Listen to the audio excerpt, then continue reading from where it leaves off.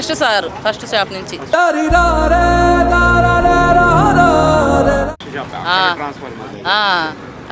అక్కడి నుంచి మొదలైంది. ఆపడానికి కూడా అవకాశం లేదు. ఇంకా అన్ని వరుసనే కాలిపోయినాయి. ఇంకా 11 మొదలైంది.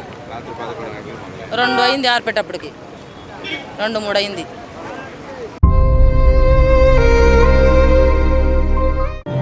అలా కాలిపోయి ఇప్పుడు అసలు వాళ్ళు బట్టలు కూడా లేవు కట్టుకోవడానికి. లేదు, కాలేజీ పిల్లలు వచ్చి అందరూ బయటకు లాగేశారు ఇంక అందరినీ. కొట్టుకొచ్చి 30-40 లక్షలు ఉంది ఒక షాప్కి వచ్చి.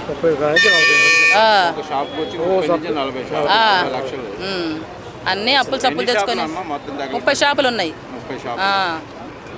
30 షాపులు దాకా. ఎమ్మెల్యే గారు ఎంపీ గారు ఆయన వచ్చారు కదా, హైడ్రా కమిషనర్ గారు వచ్చారు. వాళ్ళు ఏమి ఇచ్చారు? హామీ ఏమన్నా? ఇంకా చూద్దాంలే, ఏదో ఒకటి చేద్దాంలే అన్నారు. ఇప్పుడు తక్షణ సాయం కింద ఏం మాట్లాడలేదు? ఏం లేదు సార్, ఇంకా ఏం మాట్లాడలేదు. తర్వాత చెప్తారేమో మరి ఏమన్నా.